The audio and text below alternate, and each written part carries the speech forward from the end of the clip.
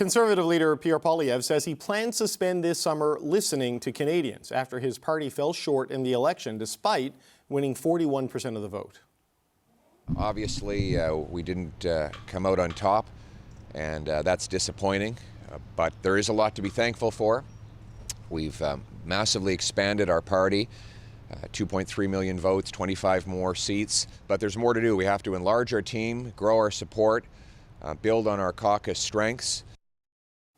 As Poilievre takes stock outside the House, shifting his focus to winning a seat in Alberta, Andrew Scheer will take on the party's leadership inside the House of Commons. Saskatchewan Conservative MP and newly elected Opposition Leader Andrew Scheer is here with me in the studio. Mr. Scheer, good to see you again. Thanks for being here. Good to see you too. The old job, the new job's a bit like the old job. You've held this role before. I mean, congratulations on it. I mean, how do you plan to approach this in this unusual interim period where you're in this job? Yeah, thanks very much. First of all, I do just want to correct something you said on the air last time I was on your show. You said the government did not permanently increase the money supply.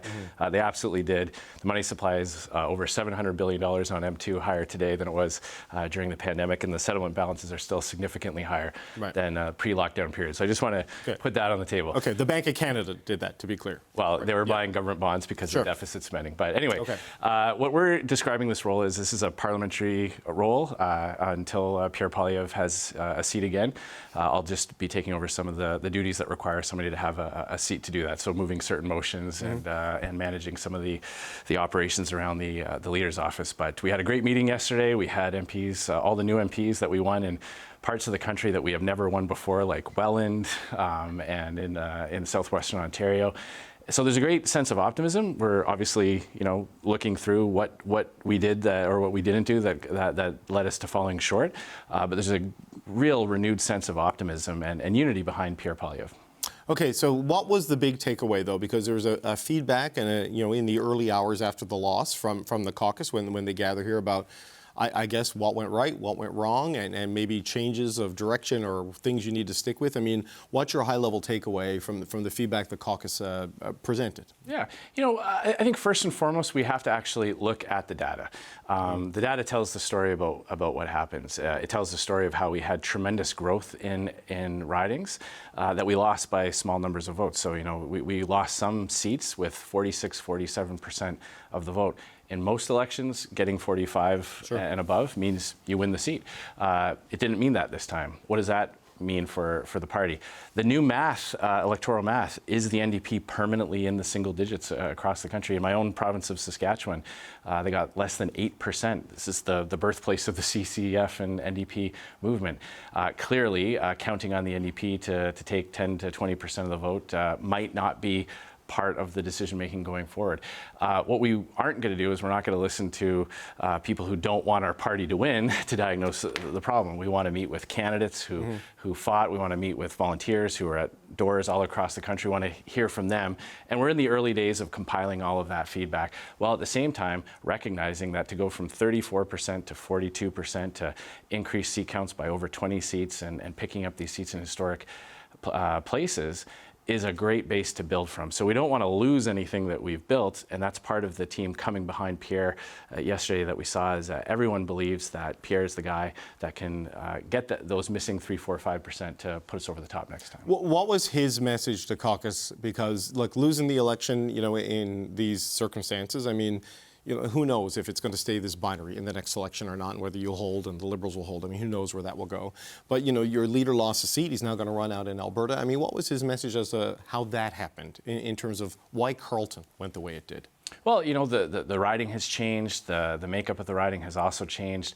Some of the issues that resonate in a place like Ottawa, I know that in Ottawa there's a lot of people that work in public administration, in government services, government departments. So sometimes the issue sets that our party speaks about might be a little bit different, or might be received a little bit differently here. So again, you really do have to take time to sift through and say, okay, even when you gain votes in a riding, if it doesn't mean that you gained enough to win, we have to figure out why, where, which communities, which demographics. We saw incredible growth from young people. The 18 to 35 demographic really came out in a big way and supported our party to historic levels. That's incredibly optimistic. Most marketing teams will tell you if you can get young people to like what you're doing or like what you're saying, that bodes well for the future. So we need to look at some of the demographics that didn't come our way this time or didn't break our way as much as other demographics did, and figure out, is that a policy thing? Is that was that the way the campaign was run? Was that some of the messages that we put out? So Pierre's message was reflective. Obviously, he's the leader. He takes responsibility for the campaign and for the operations. But so reflectiveness and a willingness to hear from both MPs, candidates, and volunteers across the country what needs to be done, and a commitment to do what it takes to deliver the victory next time. But I wonder, is the conclusion you're drawing, or maybe it's too early to know, that it's sort of like keep on keeping on, like essentially get to a do-over, get Mr. Poilievre back into the House of Commons, stick with Jenny Byrne as the campaign manager, and hope for a better outcome in the next election and work for it? Or do you take from any of this a message that something needs to change and there will be change? Because if the leader and the strategist and the team around them stays the same, and that's your choice, that doesn't sound like change. I mean, how should we interpret that from the outside? Mm-hmm. Well, what I would say is that if you score 50 points in the Grey Cup and lose on a field goal in the last few minutes, you certainly don't start just getting rid of all the people who helped get you that close. You take a look and say, okay, what aspect of this caused us not to win? And I believe that people who have experience can absolutely do things differently the next time. Sometimes the best person to do a job the second time is the person who tried the first time, because they see the gaps. I'm sure Pierre has seen what it's like to manage a campaign, to lead a campaign from the Leaders Tour. I'm sure he now sees things and has appreciated things about whether it's various campaign systems that are set up or how messages are received. Same is true for all the campaign team that we're working in what we call our war room, the ones that were planning the campaign and planning the messaging, doing the ad buys. I'm sure the people in that room now have experience and know what they would do a little bit differently, a little bit more of this, a little bit less of the other. So more refinement than wholesale revolution. Well, I think anytime you go from 34 to 42, anytime you win seats in historic levels, win votes that have never been historically associated with our party. I'll tell you, in 2015, when we were going through our election results after the loss in 2015, we were told that the three big groups that Conservatives had to figure out with were new Canadians, young people, and unionized workers, people who work in unionized trades. Those three groups came our way big time. So there's a lot to be optimistic about, and making those refinements, making those changes, I believe are what's necessary. And again, doing that in a data-driven way, really taking the time to go through the results, not 1 week after the election suddenly deciding that person is responsible for this, or this is what causes. I mean, we want to do this in a thoughtful way. We owe it to our members to get this right. We owe it to our voters to get this right. And that's what we're going to do. So the issue set that you outlined in terms of the National Capital Region that might have played a role in the Carleton outcome. Obviously, Mr. Poilievre is running very far away from the National Capital Region, going back to the province where he grew up and running in Alberta. That issue set, though, does that suggest that maybe Mr. Poilievre, his next chapter of his political career is in the West, it is in Alberta rather than back here, sort of in the Ottawa area? No, I was just trying to answer your question about why in one particular area or another. But those issues may very well be there when the next election happens too. They may. I mean, I believe that the Liberals will be hard pressed to create the conditions that led to their victory. A massive, unprecedented threat from a U.S. president saying things about our country that literally no other U.S. president has ever said, and dumping a sitting prime minister who didn't want to go right on the eve of an election. I doubt that those conditions are going to be there. But for right now, what we know is that Damien Carrick has offered to step down and allow Pierre to run there. We're hopeful that the people of Battle River Crowfoot allow Pierre to come back to the House, and Pierre is taking this very seriously. He's not taking this lightly, earning the trust of people in that riding, so he can come back in the House and lead us from the House of Commons. What happens after that? What we do know is that Mr. Kirk will be running in that seat in the next general election, and we're taking this one step at a time. So I don't have an answer for you right now on where that might be, but I'm sure as the next election comes closer that we'll be making those kinds of announcements. Well, Mr. Carney has promised a quick by-election call, so I mean, it's going to take time just because the process takes time, but it's like end of summer probably. Mr. Poilievre, assuming he wins, will be back in the fall. So in the interim, though, we have this weird dynamic where he is the leader of the Conservative Party, but you are the leader of the opposition. What happens with Stornoway? Does Mr. Poilievre and his family stay there? Because you technically have the right to go in there. You're supposed to be a member of Parliament. I know this is sort of a transitional period. I mean, what's the decision there? What's going to happen? Well, it's the day after our caucus made the decision, so some of those discussions are still ongoing. I mean, for my own view is it does cost a lot of taxpayers' money to move somebody else, to move somebody out, move somebody in, just to move them out, just to move somebody in again. So I'm going to be taking my own view on this is whatever is the most efficient, the most cost-effective for Canadian taxpayers. We don't want this to add to any extra burden. So those discussions are very early on. But again, it's the most important thing for us is we want Pierre to have a seat back in the House of Commons as quickly as possible. We expect to take Mr. Carney at his word. He's promised to do this very quickly. So we anticipate that this is just an 8 to 12 week scenario, and whatever decisions are made around office space and residences and things like that, in the grand scheme of things, will be moved very quickly. Right, but there's a world where they stay there because of ease and cost, and because of the transitional nature of this and how temporary it might be. Well, again, very early days of those discussions, so I don't want to prejudge anything that may come out of that. Okay. Opposition Leader Andrew Scheer, it's good to see you again. Thanks for coming in. All right, Conservative MPs met this week for the first time since their party's election defeat.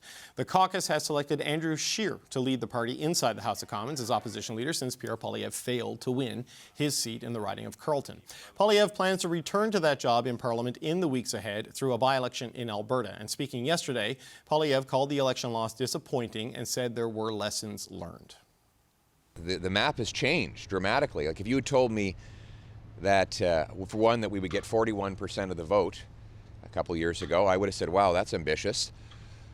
But if you told me that we would get 41% of the vote and still not win, I would have said, you're crazy. So we have to ask ourselves, how do we, first of all, keep the enormous number of the 8 million people who voted for us, that was just almost 2.5 million more than the previous time, but then add another roughly 1 million votes that will allow us to get over the finish line. So Poilievre added that he plans to spend the summer listening to Canadians. And Benzie, let's pick it up there. I mean, he's going to listen to Doug Ford, it seems. They've reached out. They're going to have some sort of a call. What do you make of what the Conservatives have been saying in the wake of this loss and the leader losing his own seat in his Ottawa area riding? I think they're still coming to terms with it. Understandably, Mr. Poilievre's not wrong. If you told any of us that they could win 41% of the vote, we would have said, yeah, that's a majority. I mean, Stephen Harper only won 39% when he won a majority in 2011.